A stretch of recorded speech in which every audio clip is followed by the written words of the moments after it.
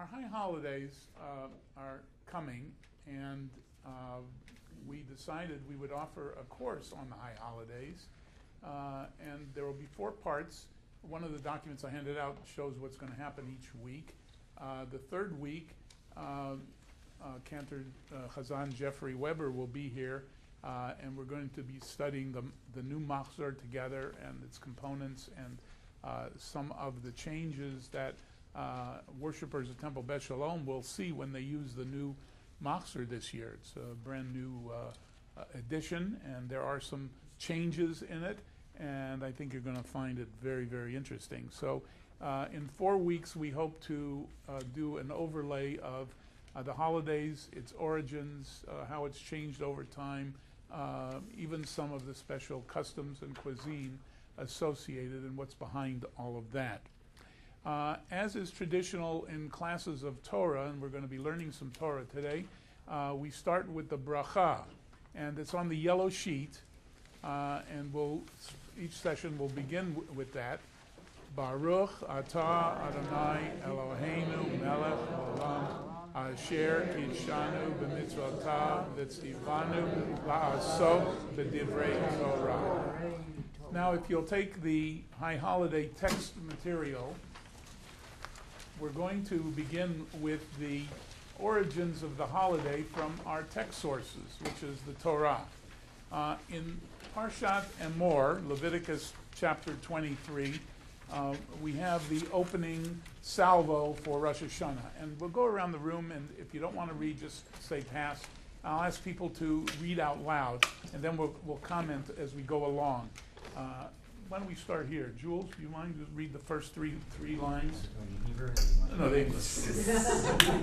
Everybody knows the Hebrew. We don't know the English. And the Lord spoke unto Moses, saying, Speak unto the children of Israel, saying, In the 7th month, and the first day of the month, shall be a solemn rest unto you, a memorial proclaimed with the blast of horns, a holy convocation. Ye shall do no manner of servile work, and ye shall bring an offering made by fire unto the Lord. And what does that mean? What is your understanding of that? Sacrifice? Yeah. It's going to be a day dedicated to God. A day dedicated to God. What else is significant? For those of you who read Hebrew, if you look at the Hebrew, there's the phrase Yihiyeh Lachem Shabbaton. Shabbat. It's like Shabbat. Whatever it is, it's like Shabbat. And it's proclaimed with blasts of horns, a holy convocation. The blasting of horns. What do we associate the blasting of horns with? The shofar. But what is the occasion for blasting horns? Revelation at Sinai. Revelation at Sinai. Call the people together. Call the people together. What else? What about in the secular world? When do we use horns? Coronations. Coronations.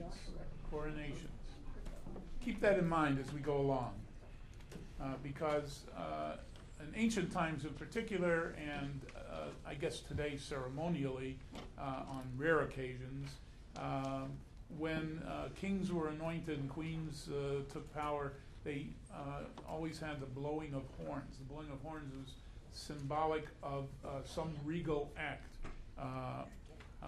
Judaism took the idea of the blast of horns because we were commanded through Moses to blast the horns, and so we associate sort of the coronation of the new year and the coronation of the new month, which is the month of Tishrei, with the blast of the shofar. So this is what the Torah tells us, which is the holiday of Rosh Hashanah. That's all that's in the Torah about Rosh Hashanah. Can you believe that? So how do we know about Rosh Hashanah? Or how is it that we observe Rosh Hashanah the way we are now observing it in modern times? What's the source? Where do we know it from? What? Well, tradition, but how does the tradition evolve? From the rabbis The rabbis were recorded where? in the Talmud. Talmud. So, this is an opportunity again to point out something that's very basic to Judaism, namely that the Torah, that's our law, came in two forms. It was given in a written form, and Moses wrote down the words of Torah, and it was given in an oral form, and that became the Talmud. The Talmud was ultimately written down so we could study it, but for generations it was passed on orally. The Talmud contains the explanations of the vague statements in the Torah. It's the Talmud where we really learn how to handle these commandments, how to have a Shabbaton on the first day of the 7th month, which is the month of Tishrei. It's a solemn rest. In other words, it's a non-work day. When it says it's a solemn rest, it's a non-work day. So the day, the first day of the 7th month, which became known to us and to this day as Rosh Hashanah, the head of the year, has a whole big history, and I hope that we'll cover a lot of that in the next few today in the next few sessions. It's strange that the head of the year is the first day of the 7th month of the year. Doesn't that seem strange?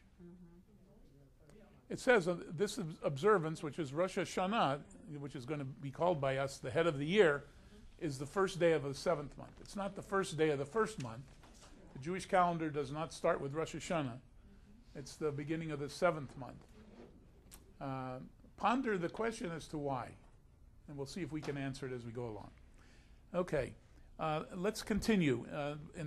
Later in the Torah it says in Parshat Pinchas, in the book of Numbers, some of this is repeated. And Lily, would you like to read? Yes. Read the first one anyway. Yes. And in the 7th month, on the first day of the month, you shall have a holy convocation. You shall do no manner of servile work. It is a day of blowing the horn unto you.